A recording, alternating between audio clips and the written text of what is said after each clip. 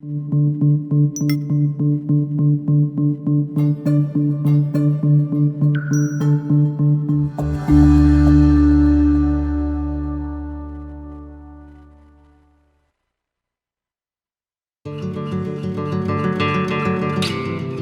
by day, little by little, we write the story of our lives.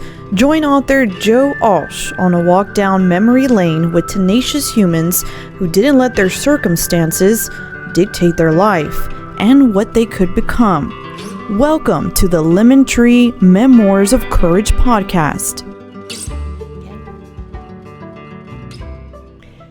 I am so honored to have Eugene Vezina here today to talk about his book. For me, it's been a year since my mother passed away with Alzheimer's. It was actually this Friday of this year. So this is real meaningful today to have you as my guest to share your story about Alzheimer's and your journey with your wife, Kay. I know we talked about a minute ago that right now there are 6 million people in the United States with Alzheimer's. That in fact affects 24 million family members that are dealing with Alzheimer's with a loved one. It's a pretty high statistic, and with people living longer, there are more and more that are being diagnosed with Alzheimer's and dementia. And this truly is a love story. I'm a registered nurse, and my goal is to see that every client that we have, every patient gets the very best care. And fortunately for Kay, but unfortunately for most clients, most people do not have the story that Kay had and the care and support that Kay had. But this is really about teaching what can we do? What should we do as Christians? What is our responsibility as a spouse, as a husband, as a wife, as a child?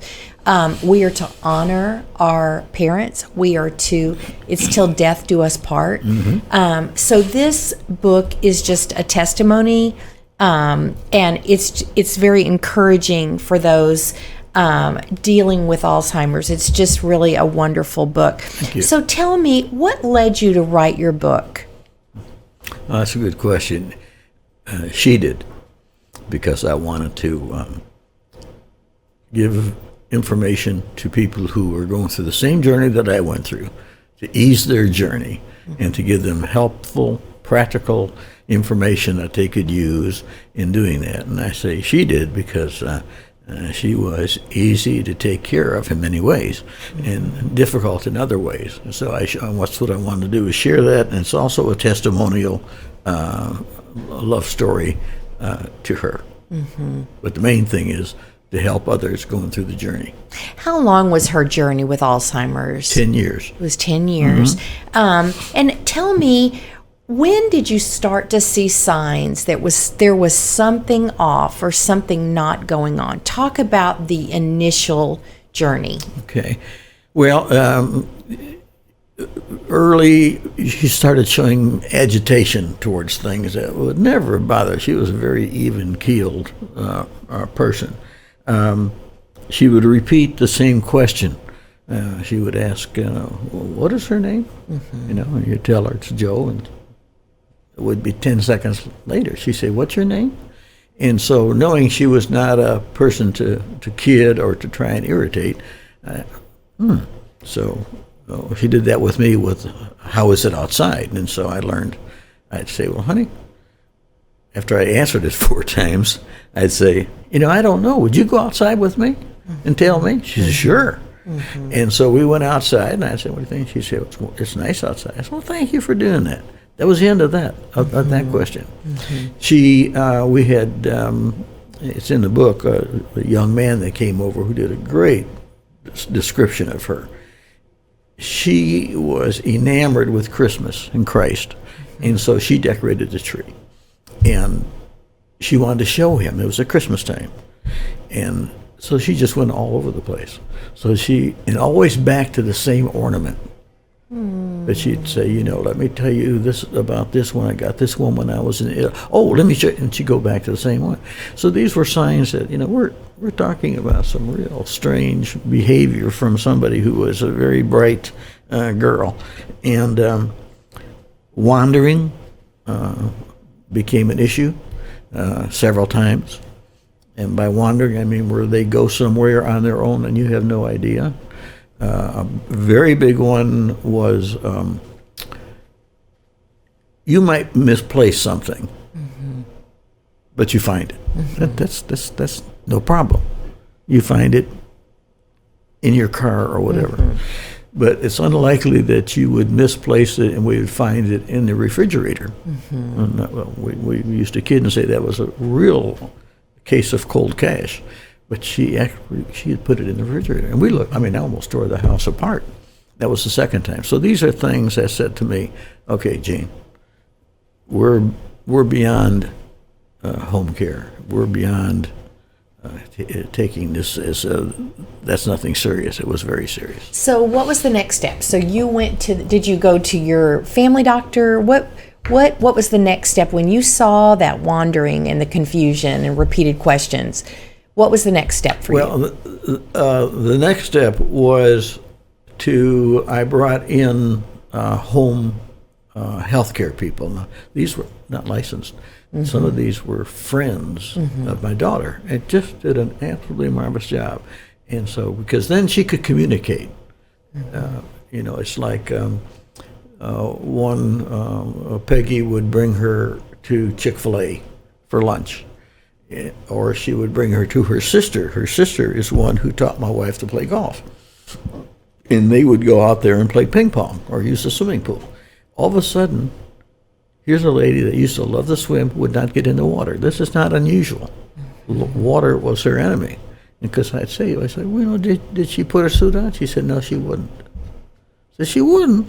No, she wouldn't. And we had...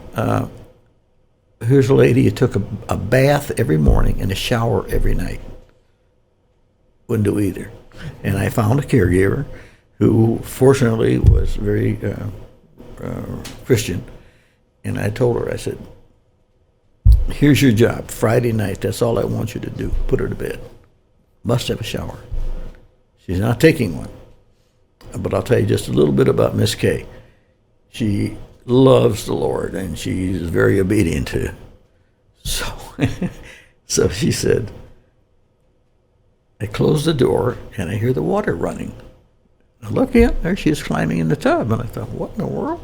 So when she did that, I asked the lady who was there, I said, what did you do? She said, I told her, the Lord likes clean people. Oh. I never thought of that. The next time, I said, did it work again? She says, no, she's too smart. You tried something else. Fool me once. Yeah, fool me. We tried something else. So, but all of these were a series of things that were saying this lady is changing towards Alzheimer's so strong. And when I brought her to the family physician, she very rightfully said, well, that you need to go to a specialist, neurologist. And we went to Emory, which is one of the tops in the country. And he looked Kay right in the face, did an MRI, and he said, Kay, you have Alzheimer's. I almost fell over. And what was her reaction? Nothing. See, her mother had Alzheimer's. A brother had Alzheimer's, and the disease had gone so far that don't know if it really registered. So I've got what? I don't know, though. I was a hospice nurse. I've been a nurse for years, and I feel, I have a mother. I had a mother that had Alzheimer's, but I feel what's going on in your body. When you stump your toe. When you have a toothache. In some ways, I do think they know. I think my mother wouldn't say, I remember she would say, I can't think of the word. That was how it started for her. I just can't think of the word. So maybe that's God's way of protecting, but I do think that I do think they know something is different. They can't put their finger on it. I know for my mother, my stepfather refused to accept that something was going on. Yeah. He saw it. He wanted to pretend that nothing was wrong. It'll go away. It'll go away. He refused to see a neurologist. He refused to take the keys away. And just thought, you know what, if I ignore it, it will go away and things are going to be better. This is just a phase. And it did get to where we had to get Adult Protective Services involved to get her moved. It was very traumatic. And but the way you did this with Kay and moving her to a memory unit when you knew it was time. Yes. And it is hard. Nobody says, honey, when I get older or when I get dementia, will you just put me in a nursing home and just, nobody says that. So No. I know it was more difficult for you than it was for Kay to move into that memory unit. Well, we found that she got pretty feisty. Here's the other big thing when we decided to put her there. She was a very sweet, loving lady. And one day, every morning, I started making breakfast.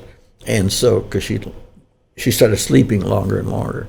And so I went in the bedroom and I said, hey, hon, I grabbed her by the arm and she backed off and took a left hook and a right cross that Muhammad Ali would have been proud of. Fortunately, it missed me, or I'd be sitting here talking to you with very few teeth. And that was not it. All of a sudden, this very gentle person is becoming so agitated we don't even know why. But she didn't like that. I did that every morning by the arm, walk her into the door. You mentioned something else that was very, very, very critical,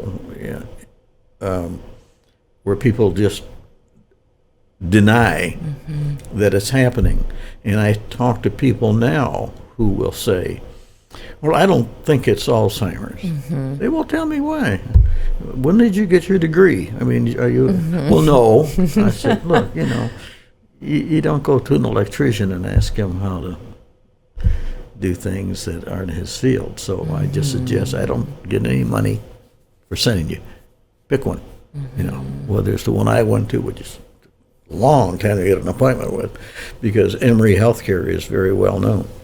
And this denial thing you're talking about can happen. I don't want it to be, so therefore it won't be. It doesn't work that way. But I have to applaud. Obviously, Kay did a wonderful job as a mother to your adult children, because your children have, your son's here today, and your daughter's a nurse, and your children just stood alongside you and held your hand, and you walked the walk together. Beautiful. And that's just amazing. That is the way family should be. Yeah. I see as a nurse, there's usually one adult child that takes the brunt of all the issues when there's a sick loved one or a patient on hospice, and the other siblings just kind of go and do their own thing, and she's handling this or sister's handling this. But it's a family journey, and like you say, the 6 million in the United States that have Alzheimer's, but it's a 24 million problem, 24 million people that are family members of this disease, and it is a family problem. It's not a spouse problem. It's a family problem. And it's a 24-hour problem. It is a 24-hour. It's not like I slept about an hour a night for weeks. So bad that I had people that knew me would say, "Are you okay?" I'd say, "What?" "Your eyes are baggy." Because it was starting to feel. And that was another one that said, this is going to be an accident. If it happens with the caregiver, now who's going to take care of her? And so that's something we talk about, is take care of yourself, whatever it is. Find friends that you can communicate with, do some work at church. That's what led me to Chick-fil-A, because my thinking was all K, So you got a job at Chick-fil-A just as a break.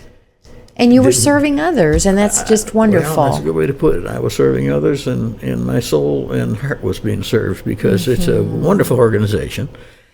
Just by luck, I'm the luckiest person in the world. I was feeling And we went to Chick-fil-A a lot, her and I, at a different one. They opened a new one by our house. And so just out of habit, I went over there to have a Chick-fil-A biscuit. And I sat down at a table, and I was lonesome. And I heard a voice behind me that said, how's your meal? And I said, I didn't even look around. I said, I've had more of these than you have. Turns out it was the owner. Oh. And he laughed, and he said, really? And so we sat down, and to this day, he says, Gene, that was no accident. No, it wasn't. That you came. I'm not here in the morning, or almost never. And I said, this is the first time ever coming in here. So we made an agreement through the talk, and that was that I would be willing to do whatever he wanted me to do, except it didn't interrupt the visits I made with my wife 3 times a day. And he says, you got a deal. To this day, he and Lisa, Lisa Curry, who is the director of stewardship there, did the typing of my book, 90% of it. Wow, that's So they've wonderful. had a major impact on me. And to this day, I deliver now. And so that's why I say I've been very, very lucky, very fortunate. I had the right people in the right place. That's one of the things in the book that I emphasize is what I call precious moments, which is a lot of great things that happened to me through my wife. But you don't see them if you're not there. I don't want someone else telling me that. Well, my mother used to love this song, Daisy a Day. It was about bringing a daisy a day to, this gentleman gave his wife a flower every day, and when she died, he brought a flower every day, continued to Is her that graveside. right? Wow. It's a wonderful song, and it reminds me so much of you going to see her every day, 3 times a day, and just those little glimpses of heaven, just being there and being with her, and I know it gave you so much joy. One day she looked at me and she said, the greatest thing in my life is loving you. Wow. I call those wow factors. Yes. And I almost fell off the chair. And but if you're not there, you don't get that. It's kind of like having a child playing Little League Baseball. And not right. And someone says, you should have seen he was really pitching well, or she was really pitching well. Oh, it's not the same as being there, embracing them when they come in. So that's one of the things in the book that I emphasize is find a facility that's close enough, proximity-wise. I can't tell you how much to spend because I don't know how much you make, but within your ability to spend. And here again, I was graced by God to be able to keep her there for 5 years. Well, and I'll tell you, as a healthcare professional, those patients that have the visitors are the ones that get the better care because they get to know the loved ones. You're there, you're checking on them. Yeah.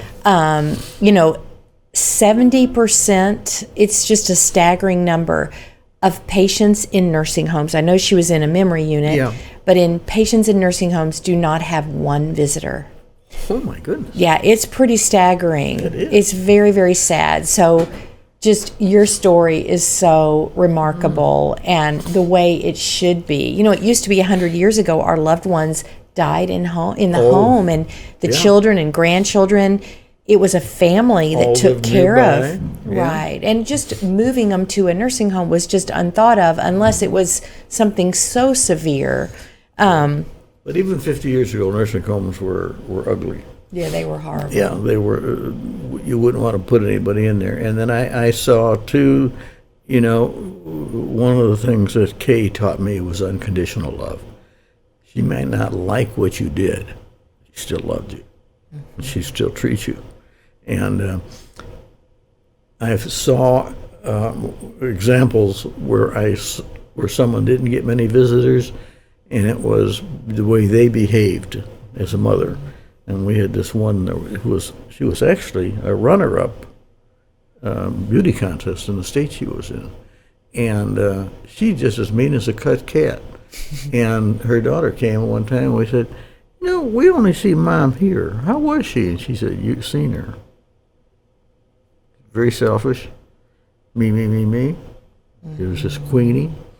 And so that daughter visited her about 4 times. That's it. Well, and that's the beauty of being a healthcare professional. We don't know all the ugly from the past, and we just want to serve. And so that's for me. I don't want to know that part. Yeah, and it's obvious they're not getting visitors for a reason. Right. Whether it be their children all have passed away. I mean, there are other, circumstances. Sure. But we just have to love them where they are and serve them and provide. So talk to me. I have a love for hospice. I love working with clients on the hospice journey, and I have seen over the years so many examples of the Lord being there. I have a strong faith. I know you do too. No matter what the faith, God is there in that journey. And I've seen so many people. I'll just tell you a story. My mother, we hadn't had a conversation. She was unable to speak. Was stopped really moderately into the moderate phase of Alzheimer's, and she was put in the hospital. And I called the hospital to check on her. They put me through to her room. She actually answered the phone. Oh. And I said, "It's Joe," and she said, "Well, hello, Joe." We hadn't had conversations. She would say a sentence here and there. And she said, "I want you to know," she said, "I saw Jesus." She said, "I saw his white robe. I saw his nail-scarred hands."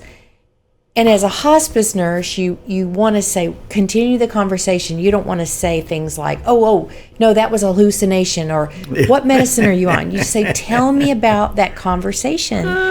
And she said, "Joe, he told me he's coming sooner than we think." And it gave me so much comfort. So, of course, I'm immediately thinking, okay, she's got a couple of days to live. So I drive all night. She's 500 miles away. The next morning, she had no recollection of the conversation.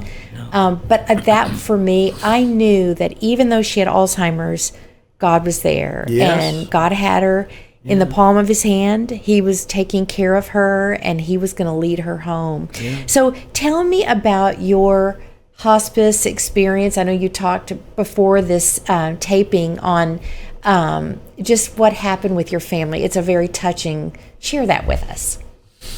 With the family? Well, I had great support from both my daughter. She lives 10 miles from where I'm at. And my son lives in Nashville. But he would bring his family in, and we'd go see. And one of the things that's in the book that is the most touching thing in there, don't ever underestimate young people. And young people don't ever underestimate the impact you can make. His grandson, who was only 13 or something like that, came. And he turns out, here again, the Lord works funny things. He was given an assignment to write a paper on Alzheimer's. So he said, I think I'll do that. They called her Mimi. And so he came and he wrote, just unbelievable. And one of the things he started off with, I didn't know what love looked like. Oh. And he said, I wondered, why is my grandfather coming to see my grandmother 3 times a day? You know, when I knew her, she was a bubble. You know, she'd make banana bread. He talks about how much he loved that, and bouncing on her knee and so forth. And then he saw us looking at each other. He made some very good surmise very well. And so that was, to me, how many grandchildren don't go? I don't know what they're missing. They get a lot too.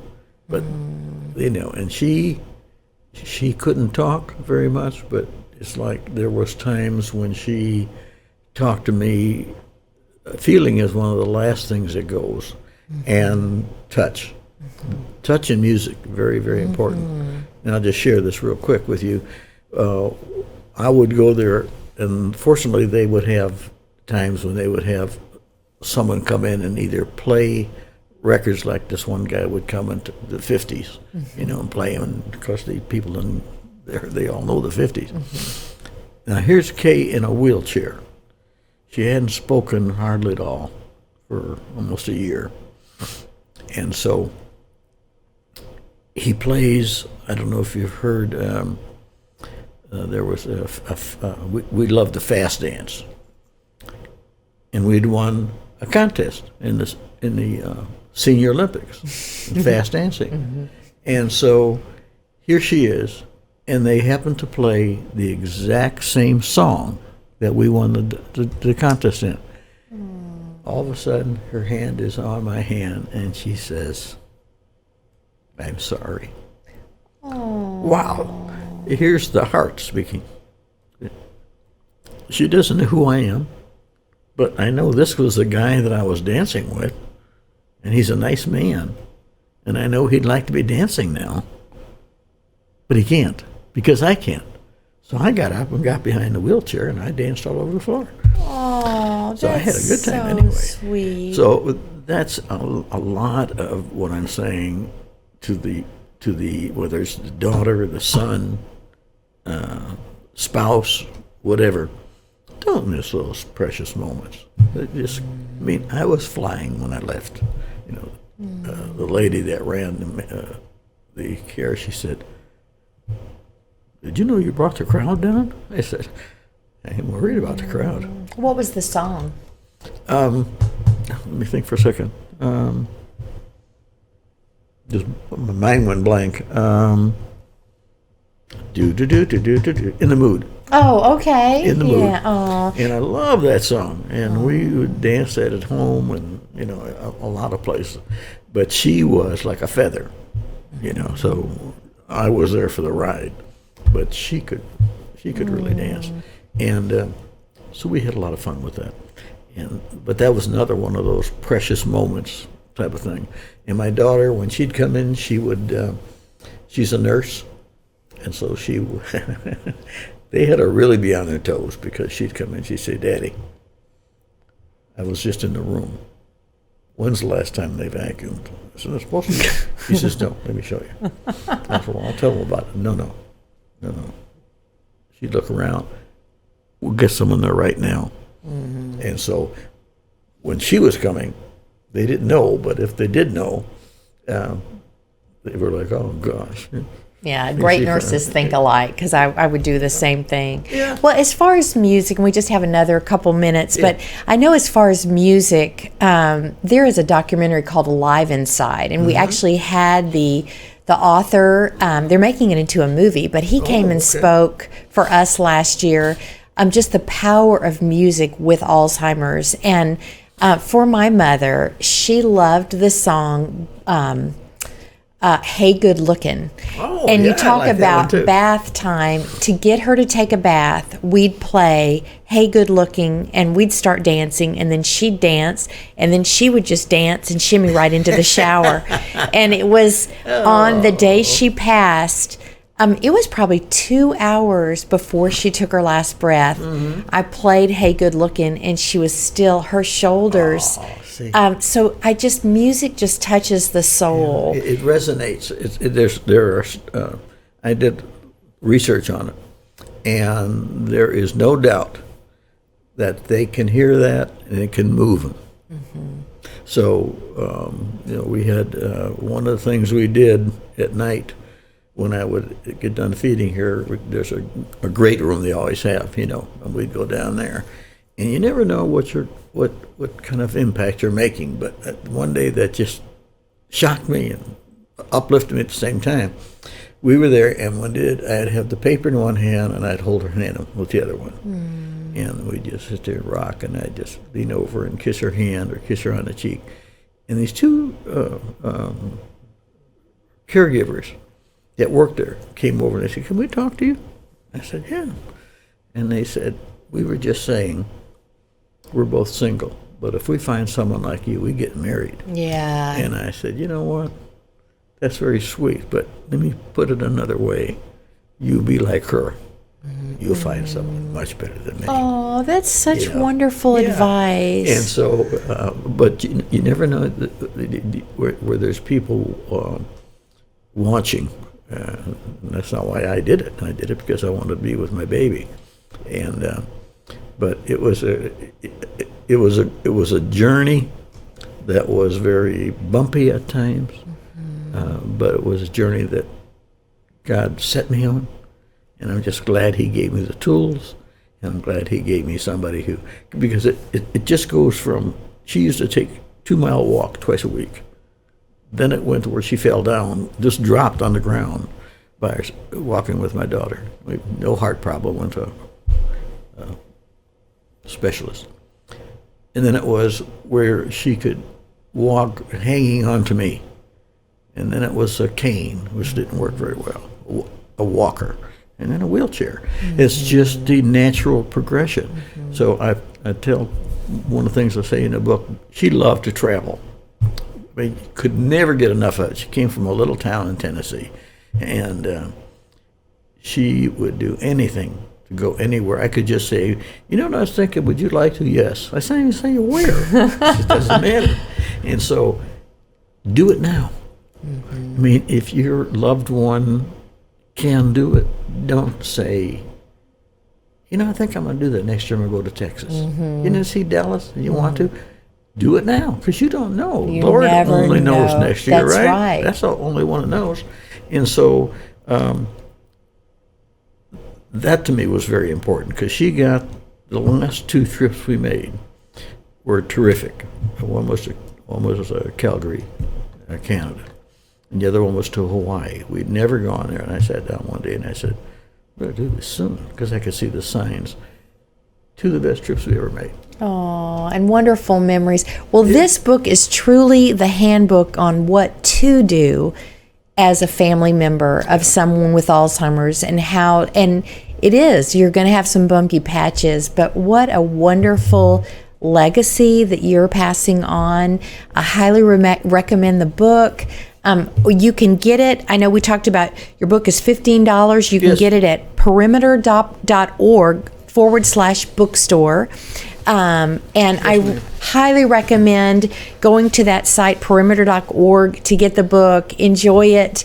Thank you so much, Gene. Thank it has you, been Jill. a blessing, and I know this book will benefit and bless others so much. So thank you. That's the goal. Thank you so much. It's been great. You did a wonderful job. Thank you for joining us on the Lemon Tree Memoirs of Courage podcast, hosted by author Joe Alch. You can find more information on Joe's beginnings and the Lemon Tree at thelemontreebook.com.